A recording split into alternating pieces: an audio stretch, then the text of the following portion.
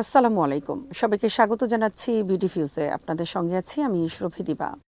বাংলাদেশের সাবেক প্রধানমন্ত্রী ও আওয়ামী লীগ সভাপতি শেখ হাসিনা আন্তর্জাতিক সংবাদ সংস্থা রয়টার্সকে দেয়া এক সাক্ষাৎকারে চলতি বছরের ডিসেম্বরে দেশে ফিরে আইনের মুখোমুখি হওয়ার ইচ্ছার কথা জানালেও দলটির অন্তত দুজন জ্যেষ্ঠ নেতা এ প্রতিশ্রুতি বাস্তবায়ন নিয়ে গভীর সন্দেহ প্রকাশ করেছেন। তাদের মতে শেখ হাসিনার বিরুদ্ধে ঘোষিত মৃত্যুদণ্ড বহাল থাকা অবস্থায় তিনি স্বেচ্ছায় দেশে ফিরে আসবেন এমন সম্ভাবনা অত্যন্ত ক্ষীণ। ব্রিটিশ ভিত্তিক অনলাইন সংবাদ মাধ্যম দ্য ডেল্টাগ্রাম প্রকাশিত এক প্রতিবেদনে দলটির দুজন সিনিয়র নেতার বরাত দিয়ে বলা হয়েছে, শেখ হাসিনা প্রকাশ্যে দেশে ফেরার কথা বললেও দলের অভ্যন্তরে এ নিয়ে ভিন্ন ধরনের মূল্যায়ন রয়েছে। সংশ্লিষ্ট নেতাদের মতে বর্তমান পরিস্থিতিতে দেশে ফিরে আত্মসমর্পণ করা রাজনৈতিক ও ব্যক্তিগত উভয় দিক থেকেই অত্যন্ত ঝুঁকিপূর্ণ হবে। আরও বিস্তারিত থাকছে ওয়াহিদ ফারুকীর প্রতিবেদনে।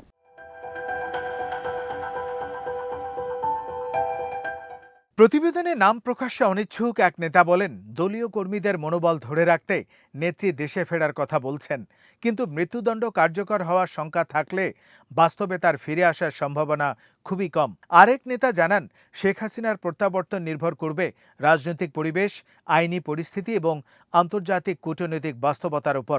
গত বছরের রাজনৈতিক পরিবর্তনের পর শেখ হাসিনা দেশ ছেড়ে ভারতে আশ্রয় নেন। এরপর বাংলাদেশে তার বিরুদ্ধে একাধিক হত্যা, মানবতা বিরোধী অপরাধ এবং ক্ষমতার অপব্যবহারের অভিযোগে মামলা হয়। সাম্প্রতিক সময়ে একটি মামলায় আদালতে তাকে মৃত্যুদণ্ড প্রদান করেছে বলে জানানো হয়েছে। যদিও শেখ হাসিনা এবং আওয়ামী লীগ এসব অভিযোগকে রাজনৈতিক উদ্দেশ্য প্রণোদিত বলে দাবি করে আসছে।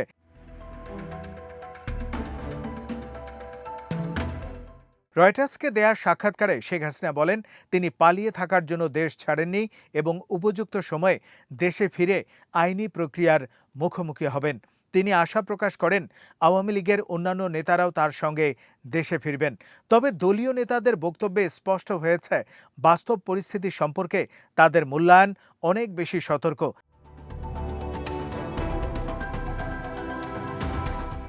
দ্য ডেল্টাগ্রামের প্রতিবেদনে উল্লেখ করা হয়েছে, আওয়ামী লীগের ভেতরে এখন সবচেয়ে বড় আলোচনার বিষয় হচ্ছে দলের ভবিষ্যৎ রাজনৈতিক কৌশল। একদিকে দলকে পুনর্গঠনের চেষ্টা চলছে, অন্যদিকে নির্বাসিত নেতৃত্বের ভবিষ্যৎ নিয়েও নানা জল্পনা রয়েছে। অনেক নেতা মনে করছেন, শেখ হাসিনার অনুপস্থিতিতে দল সাংগঠনিকভাবে দুর্বল হয়ে পড়লেও তার নিরাপত্তা ও আইনি অবস্থান বিবেচনায় নিয়ে সিদ্ধান্ত নেওয়া হবে।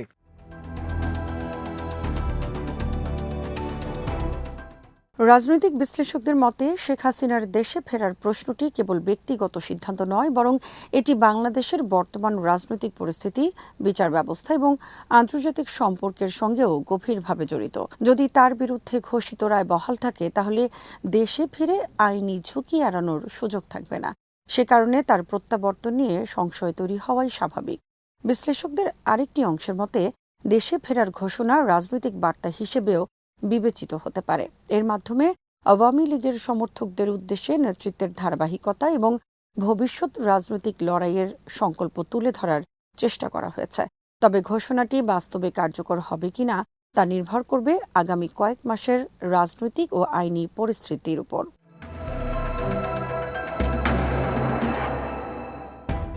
এদিকে শেখ হাসিনার বক্তব্যের পর বাংলাদেশের রাজনৈতিক অঙ্গনে নতুন করে আলোচনা শুরু হয়েছে।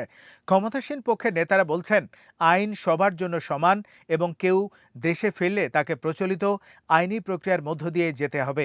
অন্যদিকে আওয়ামী লীগের নেতাকর্মীরা দাবি করছেন, শেখ হাসিনার বিরুদ্ধে আনা অভিযোগ ও বিচার প্রক্রিয়া আন্তর্জাতিক মানদণ্ড অনুসরণ করেনি এবং সুষ্ঠু বিচার নিশ্চিত হলে তিনি নিজের অবস্থান প্রমাণ করতে পারবেন।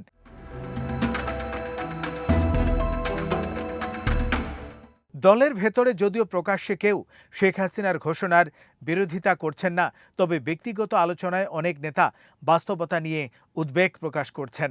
তাদের মতে বর্তমান পরিস্থিতিতে দেশে ফিরে মৃত্যুদণ্ডের ঝুঁকি নেওয়ার সম্ভাবনা খুবই কম, বরং আইনি পরিস্থিতির পরিবর্তন বা রাজনৈতিক সমঝোতার মতো কোনো অনুকূল পরিবেশ সৃষ্টি হলে তখনই প্রত্যাবর্তনের সিদ্ধান্ত বিবেচিত হতে পারে।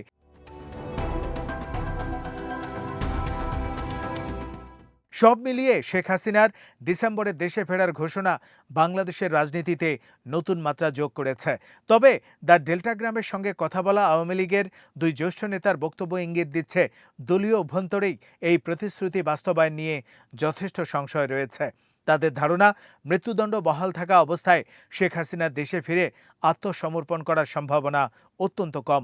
ফলে ডিসেম্বরে তার প্রত্যাবর্তন নিয়ে যে প্রত্যাশা এবং আলোচনা তৈরি হয়েছে তা শেষ পর্যন্ত বাস্তবে রূপ নেবে কিনা সেটাই এখন বড় প্রশ্ন।